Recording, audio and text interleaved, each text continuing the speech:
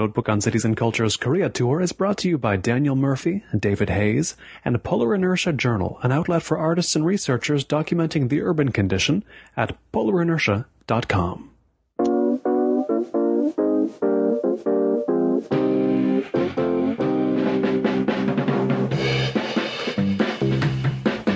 First, let me ask you this, as a fellow American.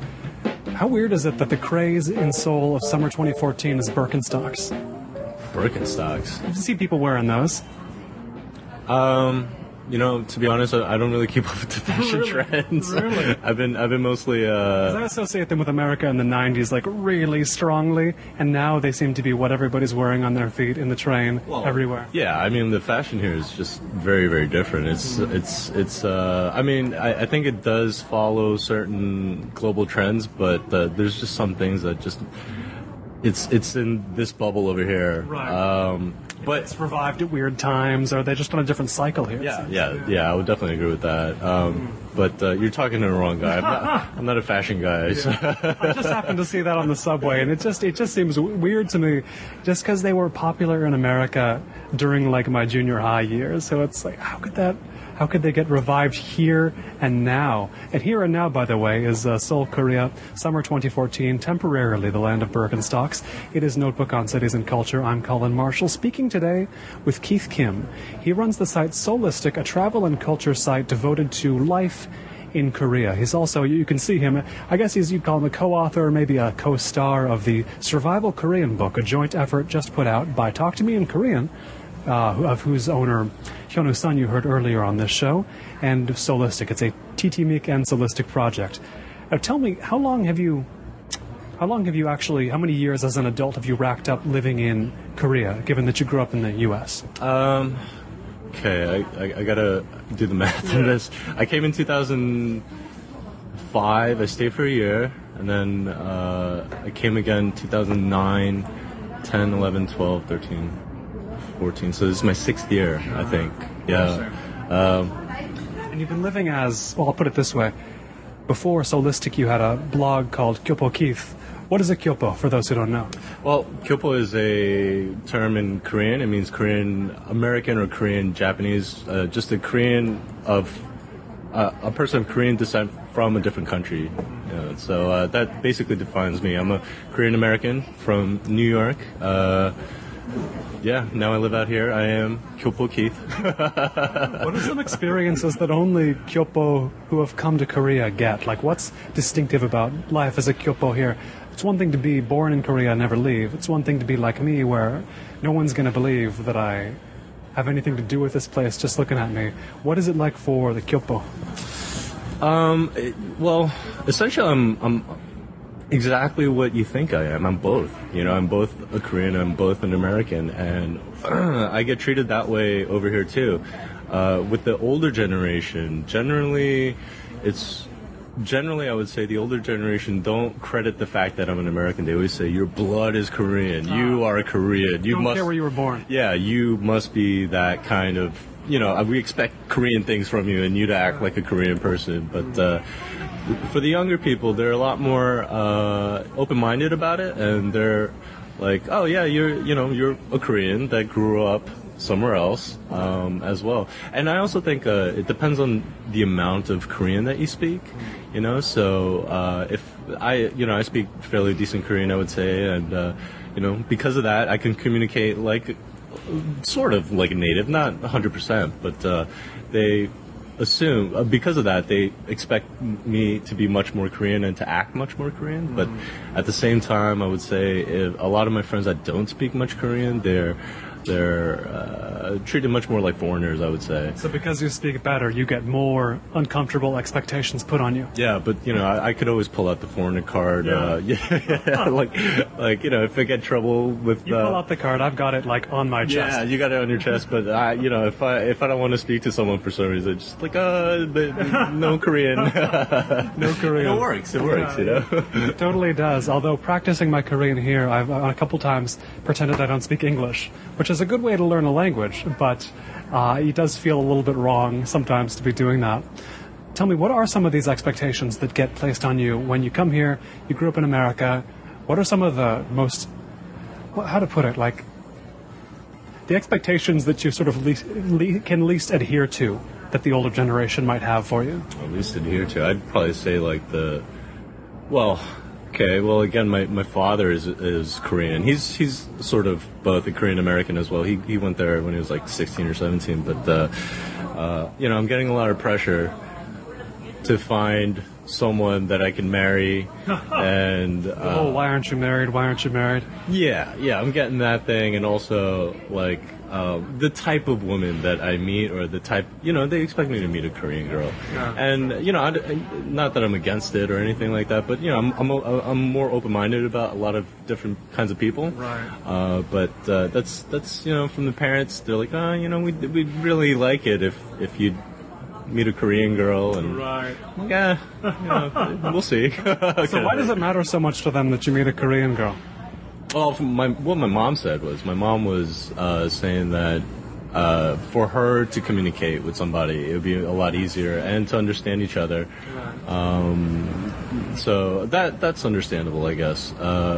Also, I don't know. I don't think they really give too much credence to the whole like pure bloodline thing. Sure. But like I don't know. Not that old school. Yeah, but I think it's like I think it's more like just a comfort level thing, and they want Korean grandchildren, I guess. I'm sure that's what they imagined for however many years, right? And you say that the younger generation understands Korean Americans more here than the older generation does. Do you see a big conflict between older Koreans and younger Koreans just here looking at how they interact? Does it seem like they don't understand each other? Oh, totally. It is very, very different over here. I would say Korea changes extremely fast. The culture changes, society changes, and a lot of things that were true when I first came in 2005 are not true today. It changes, and because of that, because it changes so quickly, I think there's a big clash between older and younger Koreans over here. Let's say, for example, like the tattoos. Tattoos 5 years ago, 7 years ago when I first came, was a big taboo. It was if you had it, you were a gangster. Yeah. But now, might as well go to America at that point. Yeah, but like now that it's just like a thing that young kids do, and it's totally acceptable, and it just happened within like a year or two, and it's crazy how quickly it just became acceptable in society. So things happen. Another thing that's happened is like women smoking. Oh, sure. I mean, did they not do that before? No, they did do it, but what happened was back in 2005 when I first came, or even 2002, it's the first time I visited, when women would smoke, they would have to like hide in corners and hide away from plain sight, because what would happen is older Korean men, if you're familiar with Korean culture, it's like, the older generation, they have the right to scold younger people for whatever reasons that they deem necessary. Any at all. Yeah. So like, they would just scold younger women and be like, you little hussy and whatever, right? But we've got a couple smoking right behind us. Yeah, but nowadays it's just like it still happens outside of Seoul. It still happens that like people are hiding, and but inside of Seoul, where it's a bit more progressive, women are being a bit bolder, and they're not too afraid of it anymore. So yeah, that's like I said, within the 7 years that I've been here, it changes very, very quickly. It's hard to keep up. So did you, growing up in New York, did you not come to Seoul at all, not to Korea at all, till 2002?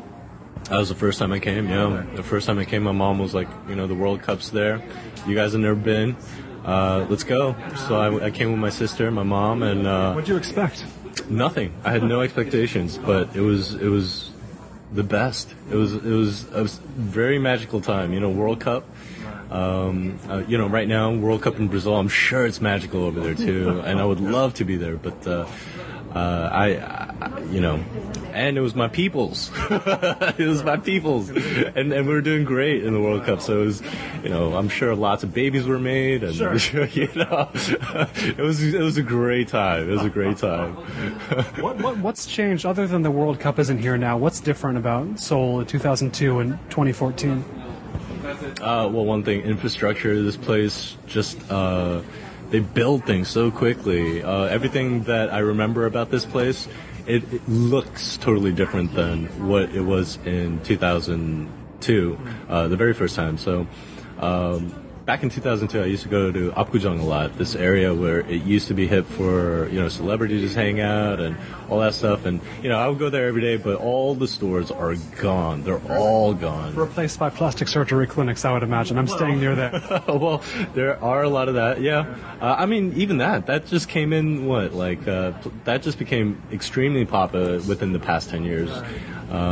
When I was around, it was popular, but not to what it is today. Yeah, I was surprised. I knew about the plastic surgery, but then the first morning I was here when we flew in, I go down the street looking for a coffee shop, but I don't go to the first 4 coffee shops because they would make me go through a plastic surgery clinic to get to them. They were in plastic surgery clinics. And, you wrote about this, I think. You said in America, plastic surgery is considered cheating. Here, it's not. What do you think that difference is about? I just think it's more acceptable here. Here, it's the way I perceive it is that it's a very image-centric society. I actually made a YouTube video on this, what I said in it was that it's a very image-centric society, and whatever you have to do to get to a certain perceived image is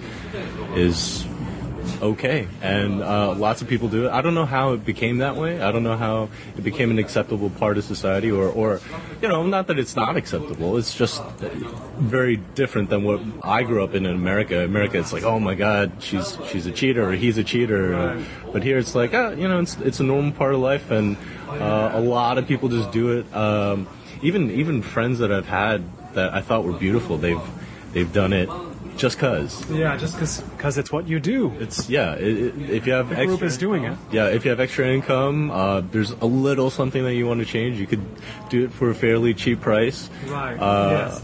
And I think about getting LASIK surgery here cheaply. I wear contacts, so it's like, I wouldn't have to deal with that bullshit if I just paid $1,000 and got LASIK in Seoul. So it's almost, that's kind of, I guess that's not really about image, because either way I look the same, but I can understand the impulse to come here for cheap surgery, certainly. There's a lot of medical tourism, right? That's one of the biggest industries over here, medical tourism, lots of Japanese, Chinese, Asian people generally coming over here.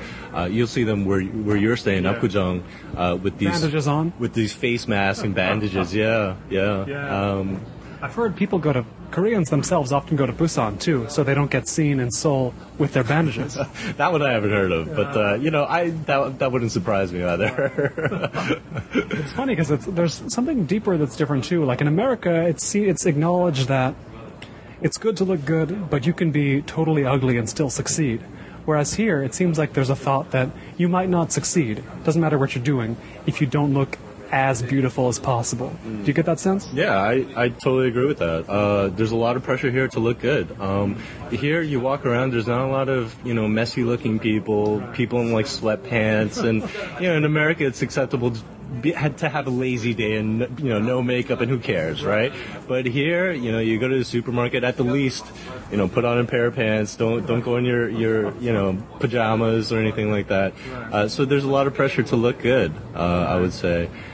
There's a part of that I like, put yourself together before going out, but as well, if your job isn't about having a beautiful face, if your job isn't movie star or newscaster or what have you, soap opera star, why does it matter what your face looks like? You know what I mean? Okay, well, to me, what I would say is, one thing is this thing called 환상, which is facial, not facial recognition, face reading. Face reading, that's right. Yeah, face reading of a person's personality. So it's all based on first impressions, So it's a traditional Korean thing where people, just by the shape of your face, the way you look, they assume certain personality traits. And, I think there's some certain truth to it. I wouldn't give it 100% credit, but I wouldn't discredit it totally. But I think because of that, that's one thing. People are always trying to have a good impression, And also, I think another big thing is over here, it's really important what other people think about you. So, if you're having a lazy day, people are going to think not so nice things, I guess. Yeah, and so... He's letting the country down. Yeah, well, well, not that far, but, yeah, it's that pressure to always be mindful of the people around you and what other people are thinking about you, even total strangers. That's one of the big differences between America and here, is that, in America, you don't give two rats' asses about what a stranger thinks about you, right? Yeah, they're a stranger. Yeah, they're a stranger. But here, strangers, you still think about, like, oh my God, I would be so embarrassed to look this way or say something or even come on camera, Right, yeah. That's, a lot of people don't like random people taking pictures of them. And in America, it's humans in New York. You know that Facebook thing? Oh, I think I've heard of this. For listeners who don't know, what is it? It's just a Facebook... This guy on Facebook, he goes around New York and he takes pictures of random people, and he goes around and he asks people to take pictures of them. He's like, can I take a picture? And he writes this short blurb and whatever. And it's just like people of all different classes, like dishwashers, CEOs and everybody. But here, if you try to do that here, it would never work. They wouldn't stop. They would just, no. Yeah, they would not give you permission to take their picture because they're afraid of, what people might think of, random people might think of them on the internet, Yeah, so. It's funny. For these interviews, I'm doing about 50 probably, and a lot of the people, there's a lot of Koreans, most of them weren't born in Korea. Because, and it was explained to me by Hyunwoo-sun, I've talked to me in Korean, Korean, they don't want to speak English on tape, even if it's perfect English. Not because they think a Westerner will laugh at them, but because they think another Korean will make fun of their English. Do you get that same impression? Yeah, absolutely. It's, like I was saying, just going back to what other people think of them. And that's that interesting point that I think a lot of non-Koreans don't care about what non-Koreans think about them. They care about what Koreans think about them. So, yeah, it's a tricky thing. Yeah, it goes beyond appearance, this sort of grind of it seems like it's difficult to be born in Korea, living in Korea. It seems difficult to be in the Korean system. But as friends tell me, if I live here myself, I don't count in society, so I'm not subject to the same pressures. As a Korean-American, do you feel like you can live... how much easier do you feel like you can live here than a Korean? I get the same pressures. I get viewed as a Korean, I get treated as a Korean, even if I joined a company, they would expect me to act like a Korean, whereas a non-Korean with a white face or a black face or whatever would totally be not subjected to the same pressures. And if I didn't go to a huishi, it could be okay. Yeah, if you're like, nah, I'm good today, like, I don't want to go, but like, if I don't go, they'll give me the eye, the stink eye, and there's something called Korean stink eye. I hadn't heard of that, but I can imagine that exists. I can completely imagine It's totally judgmental, man. It's totally judgmental. How did you come to the decision to move back to the homeland? Did you consider it a move back to the homeland, I guess, the motherland? When I first came, yeah, I did. What it was 2002. I had such a great time, and also on top of that, after I got back, I really got into Korean movies and learning the language, and how a lot of non-Koreans come to Korea now, just same way movies for me too, and they blew up in the early 2000s, so right. I saw a lot of them. Yeah, so early 2000s, I was getting really interested in the movies, a lot more interested in my own culture, and the women. Oh my God, they're beautiful over here. I'm not joking, man. Beautiful women. But yeah, that's basically, yeah. And you lived in Japan as well, didn't you? Was that before or was that after Korea? So I lived here for a year, and then 2 years later, 6 months later, I made a move out to Japan. And that's where I was working for a podcast company, Korean Class 101. That's where I learned all the internet media and how to do all that stuff, internet marketing. And, it was a great experience. It was fun. It was nice. Now, why the move to Japan? I just wanted something different. The choices. I was always interested in Asia, so I already did Korea for a year at that point. It was either going to be China or Japan, and I had a friend in Japan, a very close friend in Japan. So I decided to move out there and stayed out there for 2 years. It's a great experience, excellent experience. Now, the relationship isn't great between Korea and Japan, so especially the older people. So was there some sense from older people you knew in Korea that you were sort of going over to the enemy's side?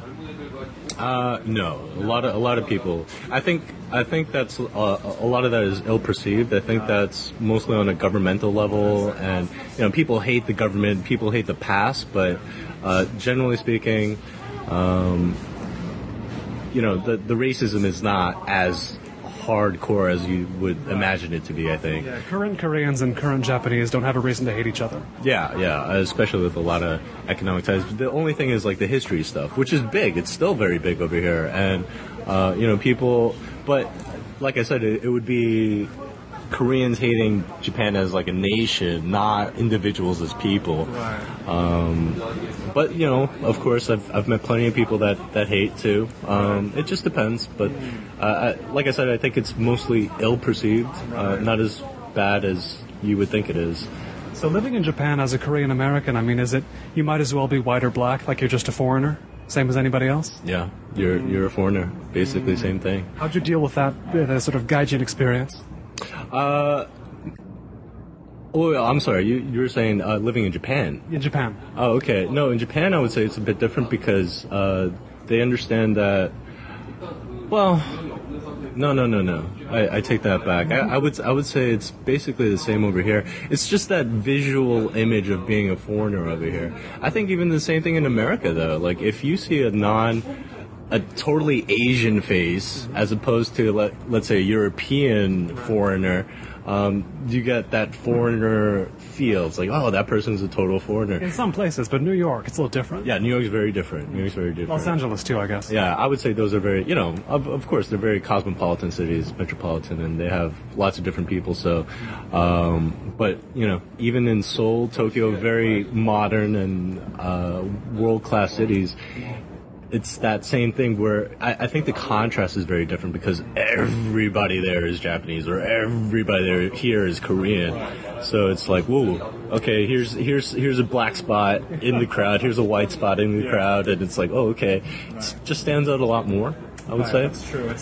Yeah, very rarely do I look around and see another non-Korean on the train, which doesn't weird me out, really. I don't know if it's the same if you're the only Asian person on a train in a European country or America. I've heard it's the same. I've heard, my friends have been to Barcelona in Spain, and that's the one that I heard, especially because a couple of my friends live there. But they said on the trains, they would be the only Asian person there, and like older women and men, and they would just like stare hardcore. So they would stare there. Yeah.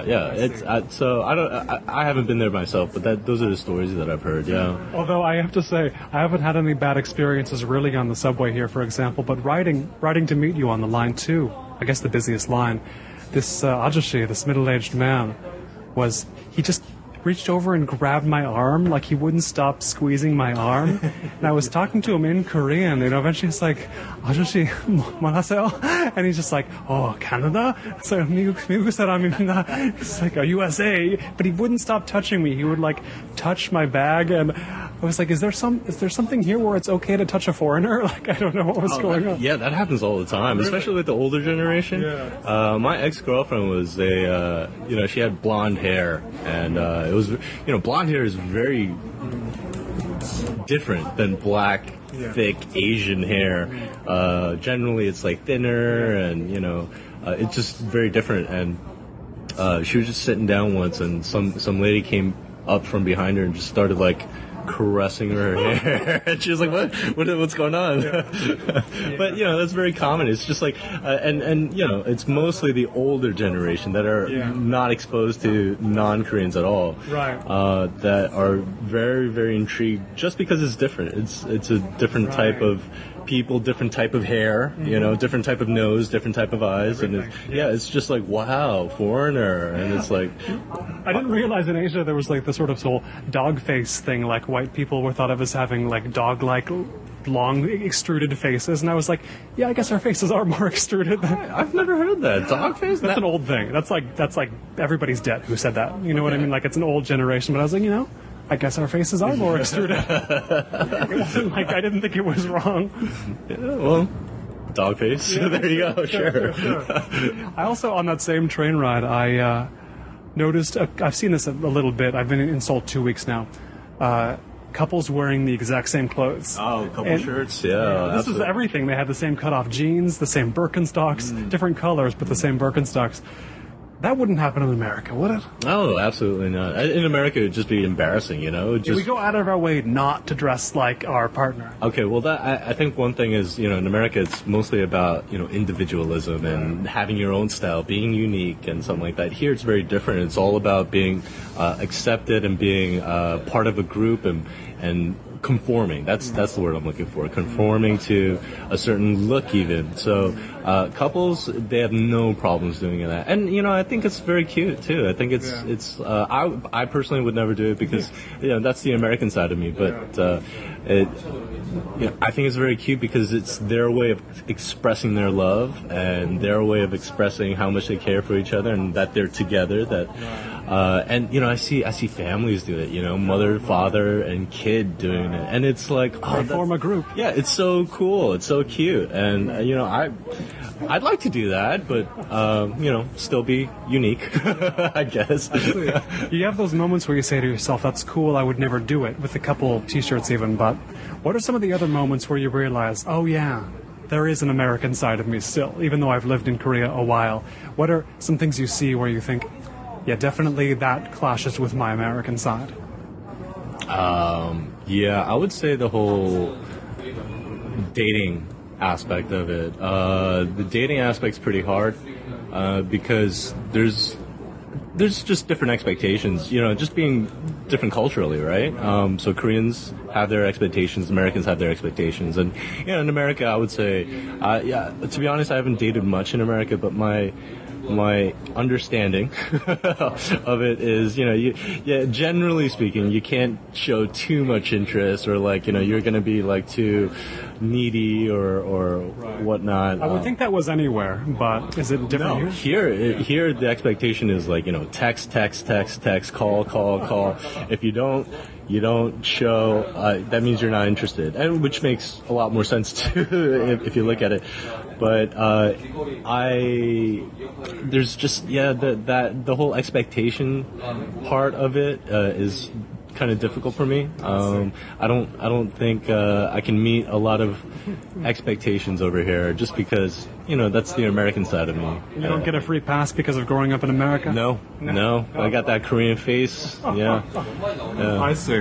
What are some things that, you know, you mentioned there's, in a sense, that makes more sense, that you would be expected to text all the time versus just rarely enough that you're not too needy looking? But what's something else that makes more sense in Korean society? Something that seems like it works better than America does? Well, I would say one thing is, you know, going back to what we were talking about earlier about appearances and looking good.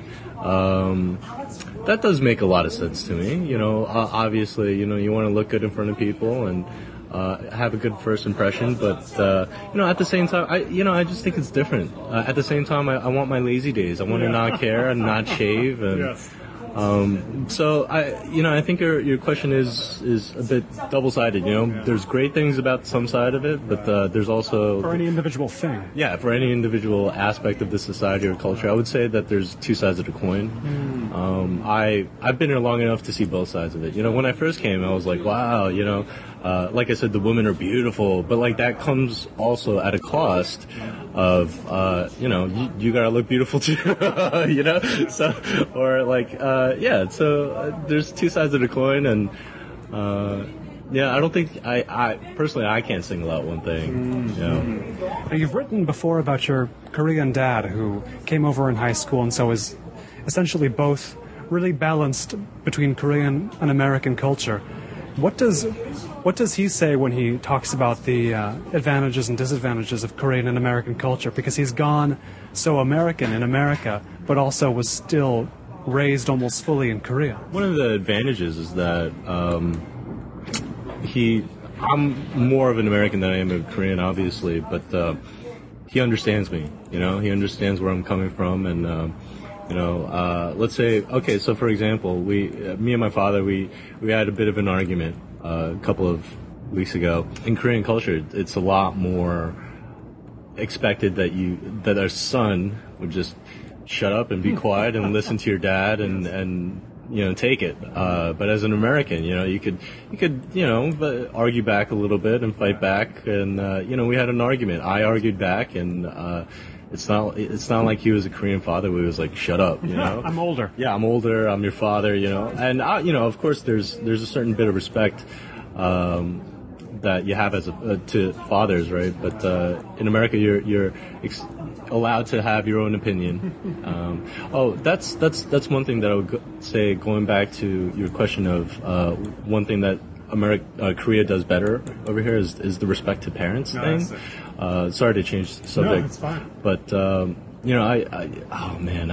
went back home for Thanksgiving a couple of years ago, and I saw a relative of mine and her kid called her by her name, and I was just really weirded out by that. I was like, that happens all the time, but to me, this is my personal opinion. That's not cool, man. It's a little weird. Like to me, it's like it shows less respect than a parent deserves. You know what I mean? Right. I see what you mean. It's easy to take it too far and follow every aspect of every dictate your parents give you, but at the same time, in America, it does feel like, and I've tried to explain this to Korean friends, like the example of marriage. If in America you want to marry somebody and your parents don't like who you're going to marry, I think American culture would look down on you if you followed your parents' word there, because it would mean you hadn't grown up to make your own decisions. But here, it's a little different, isn't it? Yeah, well, here it's like getting married is a union of two families, which it is in many places in the world, If your parents don't approve, not just here, then usually the marriage doesn't go through. I think America's a little different in that sense, or not necessarily America, just Western nations, I would say. But you're almost expected culture. Not to follow your parents in that case. Like, if you follow what they say, maybe something is wrong. Yeah, that means you're not being an individual. You're not thinking for yourself. But that's also I think would benefit in America as well. You want families to be happy with who you marry and things like that. And also, even if they're not you, they do have a certain bit of wisdom in terms of, what it takes to grow a family or have a good family. Or, whether it be from their own experiences or from, their mistakes, they know better than you, because they have that wisdom, that experience that you don't have as a younger person. So in some senses, that going back to just listening to your parents, just they do have a certain sense of wisdom and experience that I think kids should listen to. But at the same time, like I said, double-sided coin. It's done very blindly over here with 100%, yes father, yes mother, and yes. Generally speaking, of course, but good and bad points to it. When did you come up with the idea to make a site, Seoulistic, that was a guide for foreigners to Korea, to Seoul? After doing that website in Japan, Korean Class 101, that's what I learned, how to produce online content, and I was very familiar with Korea. So it just kind of came hand in hand, and I knew I wanted to make my own website. I knew I wanted to create content online, and it's just I didn't want to do language because even though I did language prior, I had a lot of help from Hyunwoo, who is a native Korean speaker. I'm not, so I would still make a lot of mistakes. And what I do know is living here, traveling here, and that's one thing. Like being a foreigner, I think a lot of foreigners know Korea or Seoul a lot more than locals do. Oh, really? They've deliberately approached it. Yeah, you you're deliberately looking for places to see and check out and find and cool places, and you have much more of a mindset to explore, you know.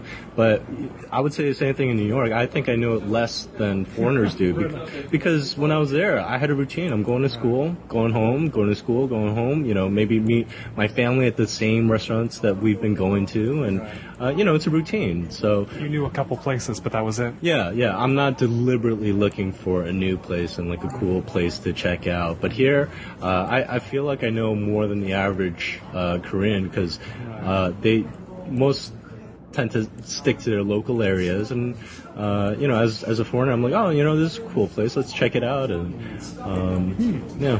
What are some early things you found out that you thought were important to teach foreigners about life in Seoul? That's part of the reason why I started the site, because I thought there was a lot of information that foreigners would not know, and they could benefit from coming to Seoulistic.com. Check it out. You need the plug, right? But you know, a lot of things are just very, very different from Western culture, and you know, not even Western culture, just different cultures around the world. It's just different here, and you know, as it is in any country. But you know, that's why. So I put together a lot of tips to make sure that you don't offend people, and you don't do things the wrong way. And what do foreigners do wrong often? Wrong. I would say, man, it's been a while because I've written all this stuff on my site. It's been just such a long time. Oh, here's one thing. Like, so when foreigners come. A lot of, and you know, let's say it's like a business meeting or something, or no, business meeting, bad example. Just meeting a bunch of friends, right? So one foreigner, let's say like 3 friends or something, and they're going out, and a lot of people, you know, you go to dinner and you pay for a check. Korean culture, Asian culture in general, a lot of different Asian cultures, it's expected that you kind of fight for the check, and you know, you pay for it as a group, right? But I think a lot of non-Koreans are like, oh, nice, thanks for the meal. Yeah. And then they don't think anything of it. It's just like, but the expectation is, you know, the next time that you hang out, you're expected to pay the meal. So I think the payment thing is not. Yeah, a lot of foreigners don't get that right because the expectations are different in America, you know. So if you're going out to, let's say, dinner, then you know, one person pays. Then you go out to drinks, then the second person pays. But at the same time, this is also changing very quickly as well. So this is like more older Korean style, and I think a lot of younger Koreans with a newer and more progressive mindset aren't doing this as well. So it depends. But you know, for me, I'm a bit more old school. You know, right. But in America, when I'm out with people around our age, I just expect to split it. When I'm with older people, even sometimes then, here there's also the thing where the older person usually expects, like, wants to buy for the group, right? There's that as well. Well, they have their own pressure. It's, you know, it's like losing face, you know? So if you're old and you can't not want to pay, like, because that would be out of your role here, right? Yeah, like, it's your duty to take care of younger people, your children or your friends or you know, your employees, let's say. It's generally expected the older pays, and yeah, at that point, you know, you should definitely not pay for anything for that older person because that'll make them lose face. But yeah, they definitely have that pressure of paying for the younger people. Now, living here in Seoul, I mean, we talked a little bit off mic before about you were considering moving to the suburbs of Seoul. What's the difference between suburbs here and suburbs back in the States? The layouts are different. Yeah, we were talking about it before.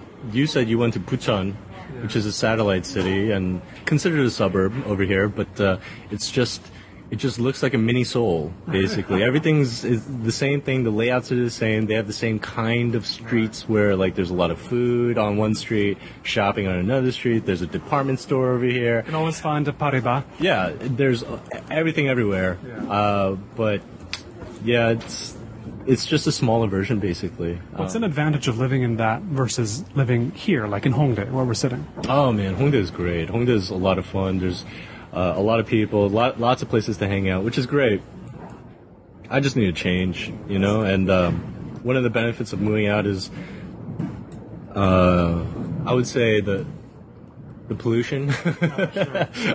I want a bit more fresh air. I want some more trees. You know, this place in Hongdae, there's no trees around here, and you know, more access to bigger parks, that kind of thing, and more space.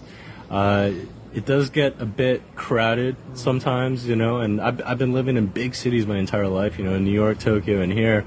I think I need a bit more space over there, and you know, like we said, you know, it's the same thing as Seoul. The suburbs of Korea are the same thing as Seoul, but it's just a more spread out, a less calm, a less hectic version. Yeah, and you know, I'm getting older. Sure. Suburbs, right? Sure. It's the same thing over here. I guess there is that. It's certainly. I was talking to somebody about the sort of American dream held by Koreans here in Korea.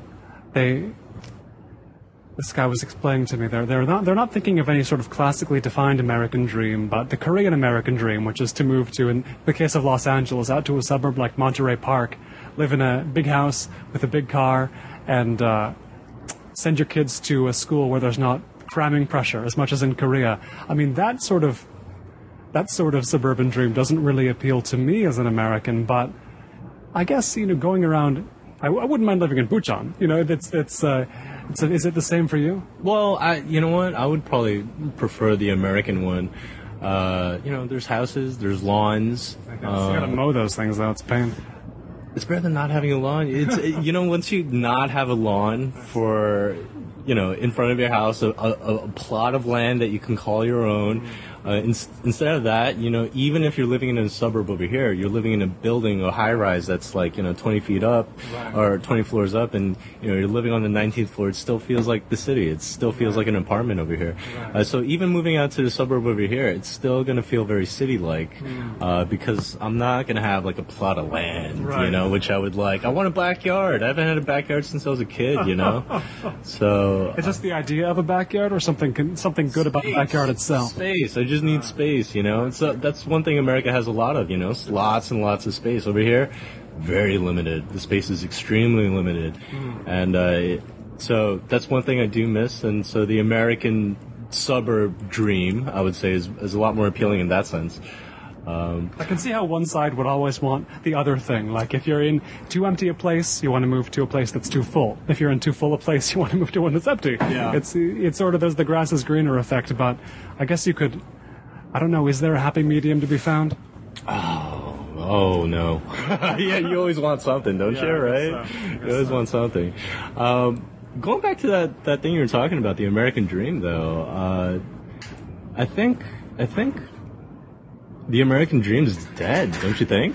Probably. I mean, with people of our generation, I don't see a lot of yearning for it, or even thinking that it's possible. I don't know. What's been your perception? You know, when my parents moved there, it was still there. It was in the 80s, right? 70s, 80s, and you know, you dream of like moving to America, getting, you know, being an immigrant, whatever, running a successful business, getting a house, and getting good education and all that stuff. But here,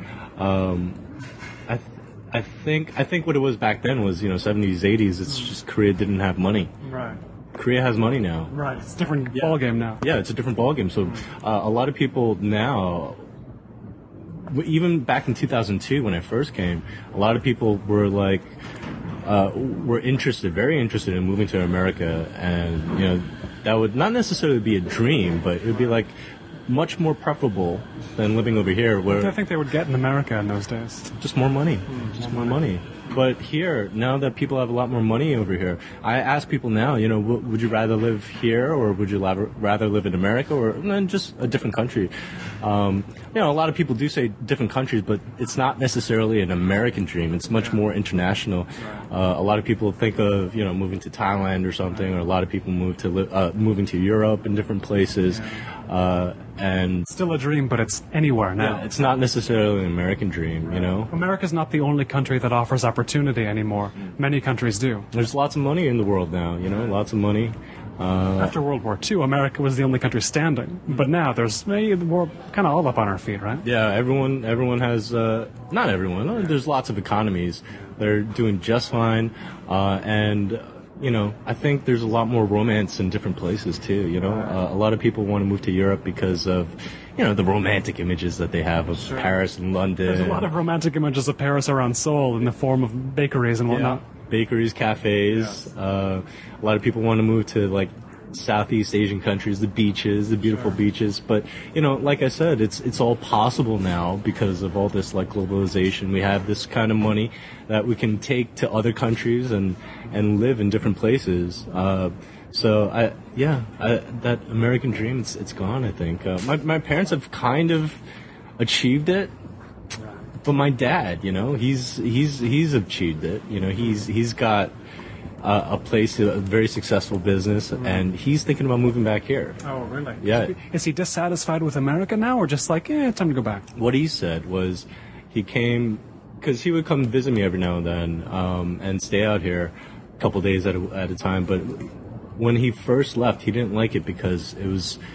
there's no infrastructure, it's hard to live, and, even the people's mindset was very old school. And he was, like I talked about, he's very American, but he's seeing that there's a lot more change, and Korea's being a lot more progressive. There's still lots of very, very conservative aspects of it, which I think my dad has as well, but, it's changed enough where he can be like, wow, I could consider myself living out here.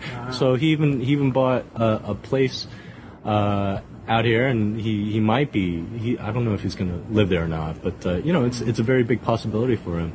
So back in America, back in the 90s, let's say, he would never consider coming back.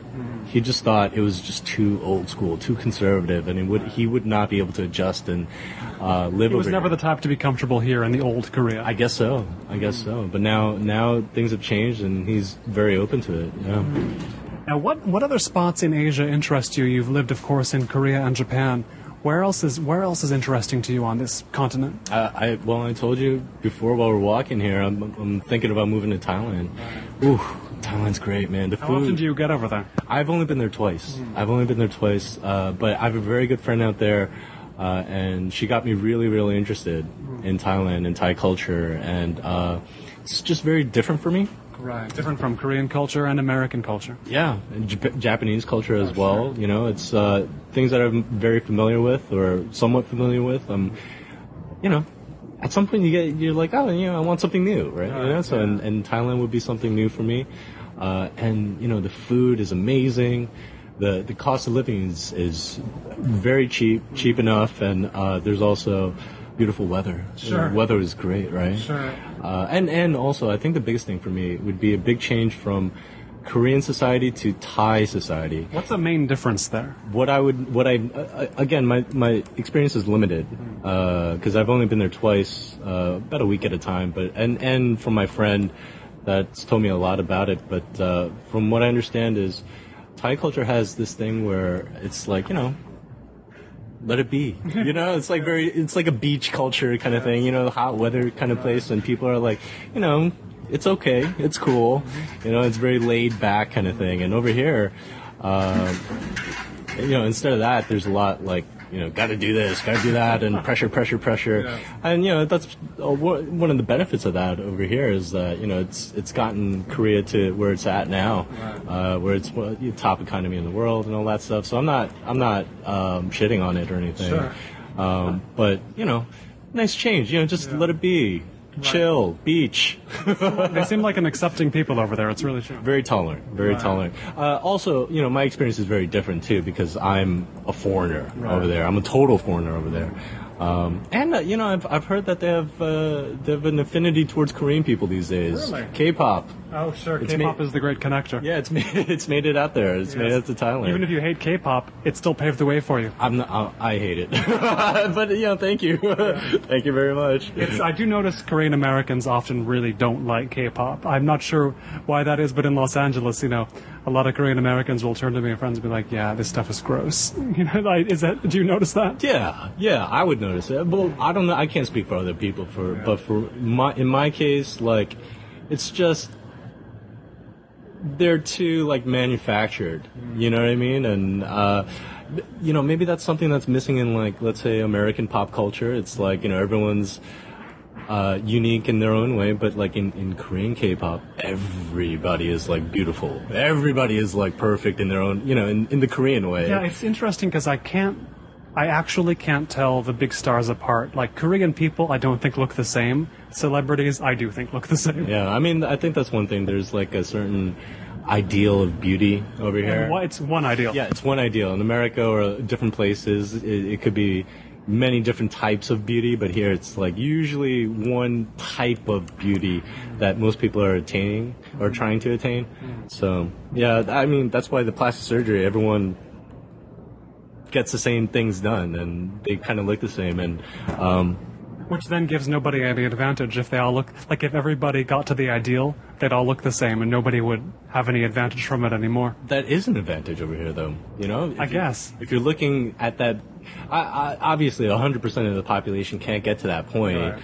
But through surgery or even let's say makeup, makeup plays a big part of it. Yeah, I guess so. There's giant makeup stores here. That's true. They all do it the same way too, or not all obviously, but there's a lot of attaining that one ideal of beauty. If you get to that point, you're considered beautiful, and you get the benefits of being a beautiful woman or a handsome man, and it's nice to have those benefits, I guess, right? In a way, though, the country might be okay with it if everyone did look the same and be like, great, we don't have to worry about that anymore. Well, we're getting there. We're getting there. Sooner or later. Sooner or later. Do you find yourself in Seoul hanging out with mostly foreigners, mostly Korean-born Koreans? What does it break down to? I myself consider myself to be a more international person. Not that I've lived in many places. The only other places that I've lived New York is very multicultural, and Tokyo is a different country, and I've lived here in Seoul. So I find myself hanging out more with what I consider to be international people that have experience abroad and knows of different cultures and knows of different values and are more accepting and tolerant of different values and cultures. Doesn't matter where they were born. No, I don't mind. And I find myself to be naturally attracted to those types of people. Sure. I don't know. I think I relate to them more, and I like those people. They're cool. Usually the international types you mentioned, I think I know what you mean. Do they usually like Seoul? Do they sort of take to it? It depends. I mean, the ones that I meet out here, a lot of them. I would say some of them do like Seoul. Some of them are just here. Some of them are here just because of, money's really good for foreigners over here. Money's really good. There's a lot of complaining for some people, and what don't they like here? You could point to anything. Like any foreigner that's been in the country too long and misses home too much can complain about whatever they can find. Right. I found the same type of people in Tokyo as well. Was it the same complaints? Sort of. Not totally. In Tokyo, I would say a lot of it was their. I found myself doing it too. I found myself complaining as well. What did you really dig into in Tokyo when you were in a complaint session? Oh man, it was just really hard to get to know Japanese people. It is. Yeah, everyone's really super friendly, super polite and nice. It's just not everyone's kind of I wouldn't say protected, but not open, closed off. They don't share their feelings or true emotions. Right. And I found that to be a really refreshing experience over here, to come from there to here, and people are just 100% open. He's like, no, I don't like that. That's Sometimes too open. Yeah, that's not cool. No, don't do that. No, or something like that. But now I've gotten a bit tired of that. Maybe I just want to let it be. It is funny talking to Korean people, whether it's in Korea or Los Angeles. some will be like, why aren't you telling me what you feel about this thing, that thing, or the other thing? And they'll honestly be things that I don't have feelings about. Like, I don't have an opinion about that thing you're talking about. What kind of example could you give? Like what? It could be anything. Like, it's just sometimes the suspicion gets raised that I'm like deliberately not saying what I dislike, when in reality nothing will really come up that I dislike in the context of whatever the conversation is. You know, whether we're talking about I don't know, Korean food, for example. There's really nothing that I dislike in Korean food, but sometimes there's the suspicion you must dislike something, and you're not saying, like, there's that sense that I must be just trying to not rock the boat, when in reality I could easily not have an opinion on it, when I feel like maybe it's more expected to have opinions on things in Korea, you know what I mean? Yeah, I would say that's kind of true. And people expect people to have an opinion on something, and yeah, I think a lot of it was looking for an answer. You know, like we asked you a question. Where's your answer? Yes, I don't know. Should I make one up? Is that better? I think you can make something up. Yeah, maybe it might be better. As long as it's strong. Yeah, just like I don't know is not very acceptable, I guess.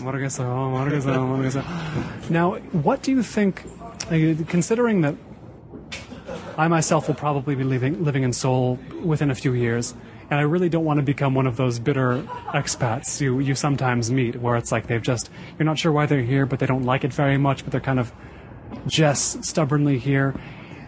How best for a foreigner to deal with life in Seoul, life in Korea, and not turn into a sort of complainer, turn into someone who's not that interested in Korea anymore? Oh, I just think it's your attitude, Some people are here because, I don't know, the money's good, and they're not... You're what, teaching English? Or? Teaching English, you're here for a job. Right. And if my personal belief is, you're not going to be happy that way, right.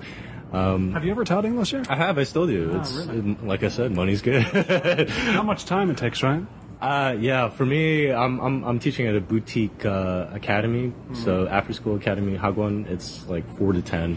Oh wow! Yeah, they're usually later hours, right? Yeah, I teach twice a week, and it's good enough. It's pretty good money. But yeah, just going back to your question, it's just a matter of attitude. I think if you're willing to absorb the culture and try to be a part of it, and attempt to be a part of it, and attempt to learn the aspects of it, and learn the people and understand the people, then you'll be fine, But a lot of people are just like, nope, I'm an American. Why should I adhere to this? Or why should I learn or understand people? It's like an old school American thing. Like, I take a bubble of America around with me. Yeah. Like, within 6 feet of me is America. And so it's always, I'm going to act like I'm in it. That's stupid. I think that's really stupid. How can you travel that way? Why do they do that? I mean, why do Americans fall into that pattern? A false sense of superiority, I would say. And I would say not just Americans, that happens with any different type of foreigner that feel that their culture or their mindset is superior to others. There's, like we were talking the entire time, there's pros and cons to everything.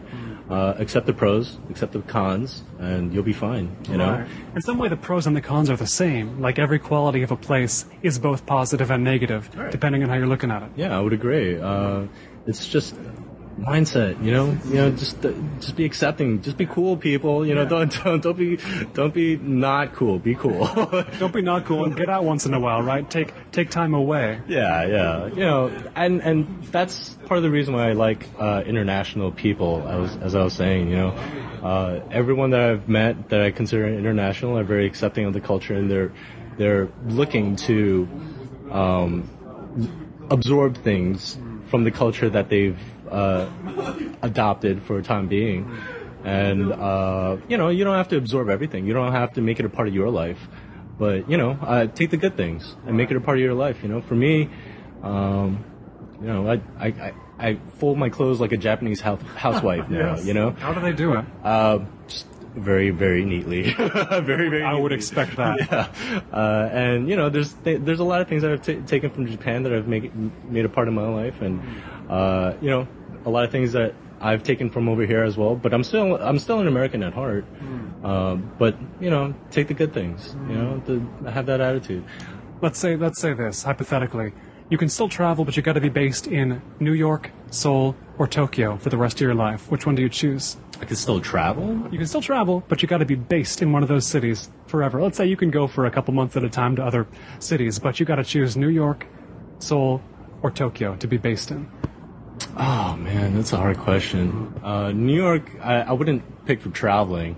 I'm more interested in Asia, so better to be close to Asia. Yeah, better be close to Asia. And anyway, New York's so multicultural, so you get everything what you want over there. But so if it's the choice between Tokyo and Seoul, man, how are they different to live in? Cost of living is one thing. Sure. Tokyo's a lot more expensive. Rent is cheap out here. Also, it's very, very different. There's just lots and lots of things. Is anything the same? Yeah, I'd say the city layout, Tokyo and Seoul, they're very similar to each other. A lot of people, not everyone, but a lot of people say that when they go to Tokyo, it reminds them of Seoul, or vice versa, because like the layouts, the way the city looks. I think the same is big with I think it's the same with any major Asian city. I've been to Shanghai and Hong Kong as well, and I felt the same thing from all those cities. It just feels like an Asian city. Something about it is very Asian, a major Asian metropolis. So, in terms of like infrastructure, things like that, I would say there's not too much of a difference. But traveling, I'd say maybe Seoul. So you'd want to be based in Seoul between those two? Yeah. In terms of like if offering the opportunity to travel, because flights are cheaper, I guess. Yeah. And Incheon Airport is the bomb. It is that way. It is the bomb. It's a great airport. Yeah. And why would I spend more money on rent in Tokyo if I could? Yeah. So cheaper cost of living, save some more money over here. Yeah, that makes more sense, I guess. I suppose the words you'd expect from the man who founded Seoulistic, the travel and culture site about Seoul and Korea in general, Keith Kim, whom I've been speaking with today here in Hongdae. Keith, thanks so much. Oh, you're welcome. Thank you for interviewing me. Check out the site. Yes, please do. Give URL one more time. Seoulistic.com. Seoulistic.com. This has been Notebook on Cities and Culture. I've been Colin Marshall. You can keep up with the cultural creators, internationalists, and observers of the urban scene on the show at colinmarshall.org. Thanks.